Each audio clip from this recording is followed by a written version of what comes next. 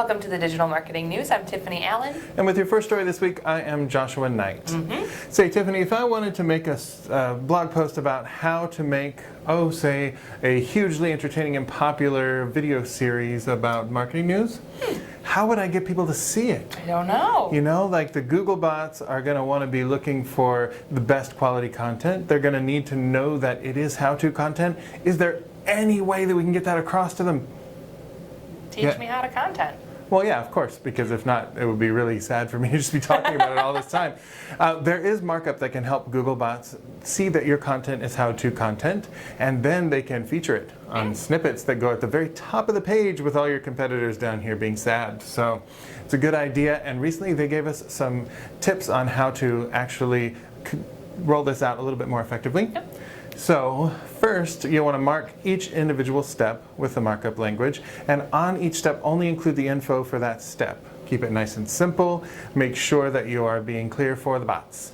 Second, they want you to use unique images for each step. Yep. So not just the same photo of a toucan every time, even though toucans are super awesome. You need to have some variety in there. Third, your marked up images need to be visible. Images visible, makes sense. Fair enough. But also relevant. So they can't even be a bunch of different pictures of a toucan unless you are writing a how-to on how to photograph toucans or on the best types of cereal, in which case you can do that. But marked up images must be visible, relevant, and also if you're doing a complicated series of how-tos where each step is going to have multiple sub-steps, you wouldn't put a how-to markup on each step. You would want to put each individual how-to in its own page. So you wouldn't want to be like, here is step 1 and subset 1, 2, 3, 4, 5, and then here's step 2 and 1, 2, 3, 4, 5, and use the markup for each of them on a page. Right. That's just going to confuse your bot. And when you confuse your bot does not want to promote your content. Fair enough. But keep to those, and you can actually get the Google bots to give you a little love. There you go.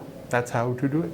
Have you ever wondered how to reach the right audience on LinkedIn? Frequently. Hey, there you go. Well, we have more news from #ClientLinkedIn. Help marketers do just that. So they've acquired a data analytics platform or company called Drawbridge in order to use their advanced personalization AI and refine their targeting capacity. Oh, I like that. All right, so LinkedIn hopes this partnership will help customers better reach and understand their professional audiences, so great for B2B, right? And measure the ROI of their campaigns across devices, so across mobile and desktop as well, to make sure that you're getting the full picture. So we are used to raising drawbridges, right? But it turns out on LinkedIn, Drawbridge raises you. Fair enough. And we'll see. I'm sure there'll be case studies coming out to kind of talk about the performance of this, how it's best used, but something to definitely keep an eye on. Definitely, especially because some of the tactics that we as marketers have been relying on for a while now might not be as good of a deal as we think. Oh, no. Yeah, so there was a study recently about behavioral ad targeting. So that's targeting based on activity off of your site that's being tracked by a pixel or a cookie or possibly a brownie. Depends. But the study, I was interested in this because it didn't come from industry, it came from higher education. What? So 3 universities, the University of Minnesota, represent, the University of California, Irvine, and an obscure college, Carnegie Mellon? Carnegie Mellon, yes. They looked at millions of ad transactions, and what they saw was that we are getting a slight boost from these ads, so about a 4% increase in revenue from those ads. Which, marketing is a game of inches, 4% is 4%, sounds good, except that these ads frequently have to be purchased at a much higher premium than your average everyday ad. So you combine that also with the fact that these are the ads that there have been lots of discussions about digital privacy, discussions that are turning into legislation about digital privacy, and it does seem like if this is the backbone of your ad strategy, it's time to find a new spine to your ads. Yeah. Fair enough. A new ad spine. Well, there's other ways to engage your prospects other than behavioral ads. But how? Let me tell you. Please do. So a new report from Ascend2 called the Content Marketing Engagement Survey Summary Report. Oh, sounds fancy. Yes, very. Shows some interesting trends in content marketing regarding budget and the best types of content to win trust from your audience. Do tell. Yes, of course. So 68% of marketers surveyed are planning to moderately boost their content marketing budget this year. I find that moderately encouraging. Oh, there you go. And only 19% will make a significant increase.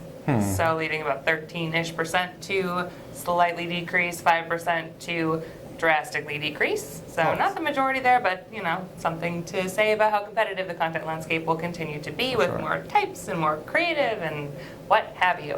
But that being said, as you create more content, invest more in your content, there are a few types that will earn your audience trust more easily.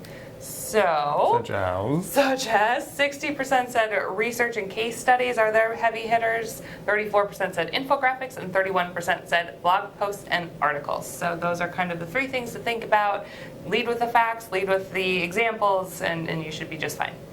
Yeah, it makes sense because your blog posts are kind of the meat and potatoes, you're always on your drumbeat, and then that research and case studies, especially first-party research, tends to get people's attention. So if your brand is not equipped to do that, we recommend co-branding. Yeah. We did a research report with DiviHQ that actually served very well for both of our fine businesses. So definitely worth doing, especially because we have more information about the state of content consumption and demand. Oh boy, that sounds serious. Yes, that is the title of a report from the good folks at NetLine Corporation. They are a content marketing syndication platform, so they have the ability to analyze how content is consumed through their platform. So they had millions of downloads, I think 4 million to start with, and each of those had dozens of metrics that they could measure. So really great bit of data to look at. And so few of the findings here. Turns out there's an increase from 2017 to 2018 in the time between content requests. Oh. So that's if somebody comes, they download something, and they open it to check it out, but then they don't come back for a longer period of time to check something new. So not a lot of binge contenting going on as there used to be. Also, though, they're finding there's a decrease in the time it takes people to consume the content, though. Oh. So the window between downloading something and then actually opening it and reading it is getting smaller. So that's good. That means that if somebody's getting your content, there's a good chance they're going to read it right away before they forget about it. So we like that.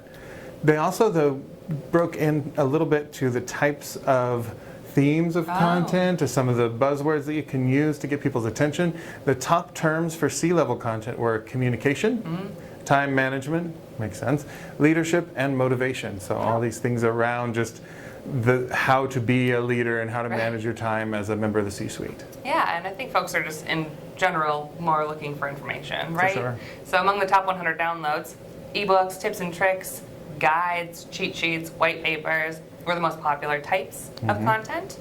The most popular title elements, again, were how-to, report, X-tips, secrets, guide to, etc. So again, here are some secrets, here's some information that you can get yourself. And the top themes here are productivity, work-life balance, interview best practices, and leadership and skills mastery. Yep. So notice like none of those are things about your product. Right. So of course, there has to be relevance to your brand with the content that you create, but it does make sense if you're trying to reach some folks with an asset that you're asking them to give up some information for, that your thought process should start with what are they going to get out of this, and then find that sweet spot in the Venn diagram where it's the things that you want and things that they want and the things that you're good at. And that little weird shaped thing in the middle, that's what you're aiming for. Yeah, the triangle. Yeah, the schmorgle. Well, that's all the digital marketing news we have for you today. If you want more, you can find it on Twitter at TopRank or follow me at Tiffani_Allen. Yep, you can find me on Twitter at Nitewrites. That's NITEWRITES. And you can also subscribe to the blog and subscribe to us on YouTube and just get content all the time, and it'll be great. We'll see you next week. Thanks for tuning in. Bye.